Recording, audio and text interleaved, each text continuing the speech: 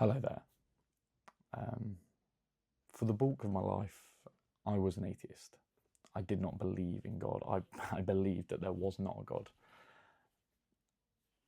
As my life sort of developed, I went through a series of sort of life experiences that rocked me in a sense that I could not cope with them.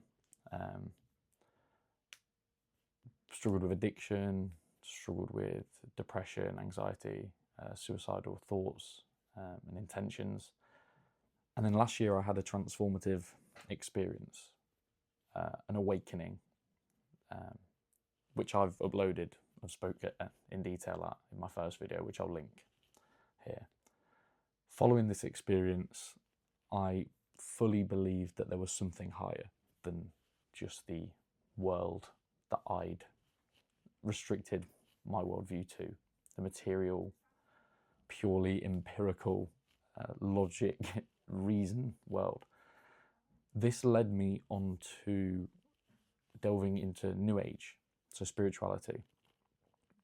I really loved this, transitioning from a point of depression, where I'd just given up entirely, essentially. New Age was so positive, real focus on individuality, living your truth, manifesting, and it was amazing.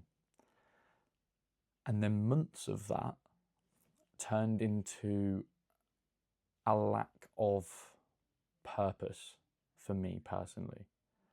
There was a lack of direction that I felt within me. Don't get me wrong, I felt really good a lot of the time.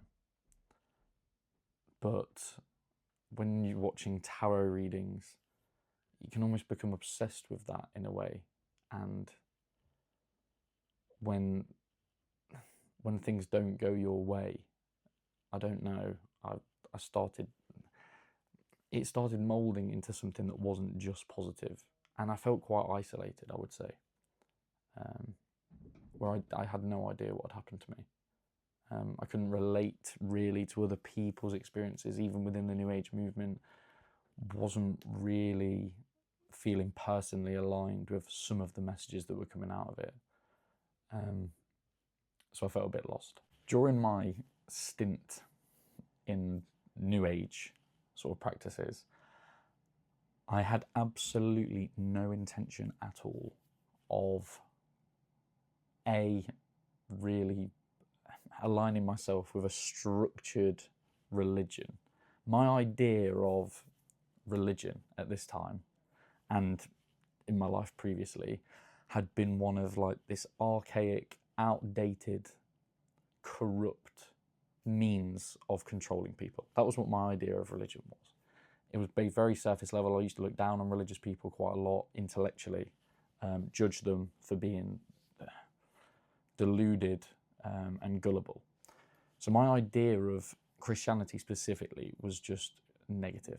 That was my preconceptions of it. So I had absolutely no intention of reading the Bible whatsoever. And that was based on my limited knowledge at the time. So during this period, I was still, I think there were definitely positives that I took from being in that mindset. And when I was in that mindset, I was in the state that everything happens for a reason. I didn't know why or what that meant or where that was coming from, but I was attributing it to the universe because I wasn't comfortable with saying God at all. And there was a day where I was selling some items just that were lying around in my bedroom, and I went into town to sell one of the items, and the shop just couldn't accept it. There was some minor fault that I hadn't noticed, and it was actually a reasonably expensive item, so I was a bit disheartened about that. But I was still in the mindset like, right, no, that's meant to happen for some reason. So we went to another shop, and there was something wrong with the machine that was going to authorize the sale, essentially. So that went wrong as well. And I was thinking, no, still not going to get annoyed about this at all. This is happening for a reason. Drove to an even further away shop, missed the turning to that shop essentially, and continued to drive around, which sort of delayed the journey quite a bit. But I was still under the impression that this is happening for a reason. So it was things that would previously just wind me up or get me annoyed. And it wasn't. I was fine. I was happy. I was completely content because of New Age, essentially. And then I went to the shop, dropped off the item, and as I walked past the shop, literally immediately on my left was a church. And I just stopped and looked at the church. And there was a sign just on the front of the church that said, on this day, I think it was a Thursday, at 2 p.m, there is a drop-in meet and greet session. Please feel free to come in. And it was about 4 minutes past 2, about 5 minutes past 2, essentially. And something in me was just like, I'm meant to be here. All the things that have gone wrong just today have put me here. So just go it. What have I got to lose? So I went in to the church and spoke to some lovely people. The people who ran the drop-in service were amazing. Sort of spoke to them about what happened to me, how I wasn't really making sense of things. Spoke to some older people who were at the session. And as a result of this conversation and this sort of random or circumstantial drop-in at this church, I left there thinking, I'm going to read the Bible. And I'm going to start it now. And I didn't know what that was going to mean. But yeah, I made the decision. Before reading the Bible, I was, I think, understandably intimidated by it. It was over 700,000 words. The foundation of Western society. Laws, values, wars, charity, all sort of rested on this text and what it represented throughout human history, essentially. So I knew this was going to be a significant undertaking, but I didn't know what impact it was going to have. So I started reading the Bible from the start. And initially, I felt extreme internal resistance to the text. I think my old habits of thinking, my old means of thinking, were holding me back from appreciating what I was actually reading.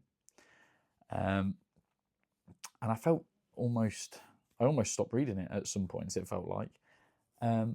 So I turned to external sources. So YouTube was amazing for me. I watched Jordan Peterson's Genesis series, and it sort of unlocked my brain in a way that I was viewing the text in a much more open way, I would say, following watching those lectures.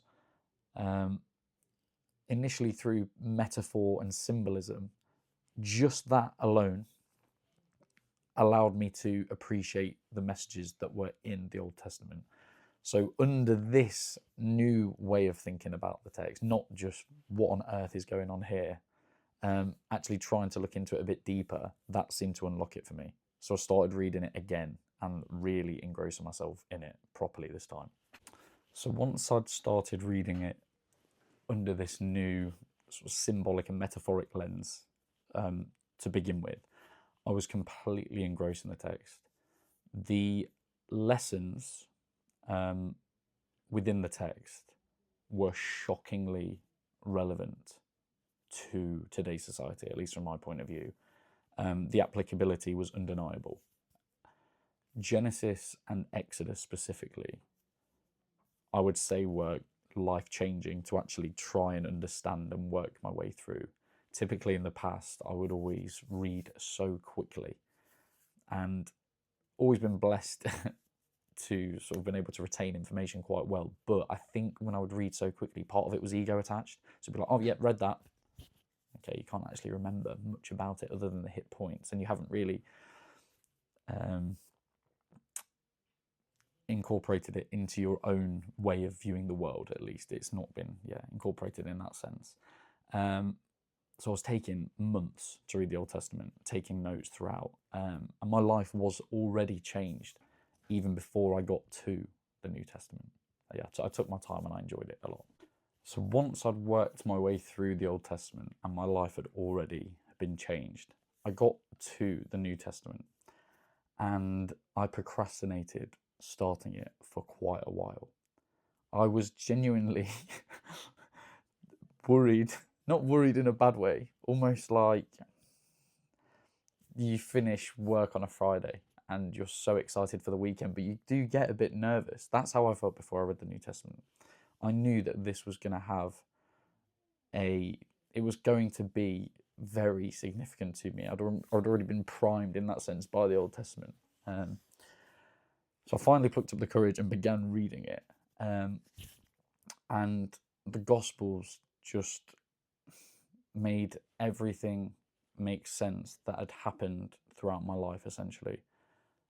After my sort of spiritual awakening, I would call it, I got up from that and was saying, I need to go and spread love around the world.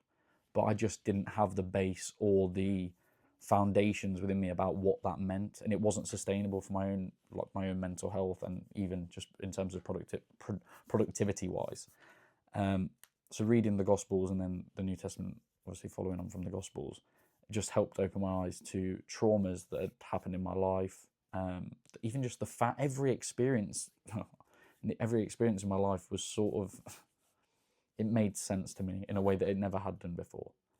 Especially coming from like an atheistic point of view previously, and just depressed and not very happy.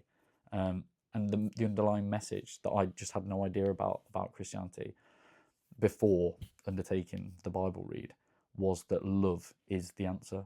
And yeah, just things started making sense in the most beautiful way. So I'm just so grateful to have undertook it, basically. So after sobbing my way through the New Testament, I'm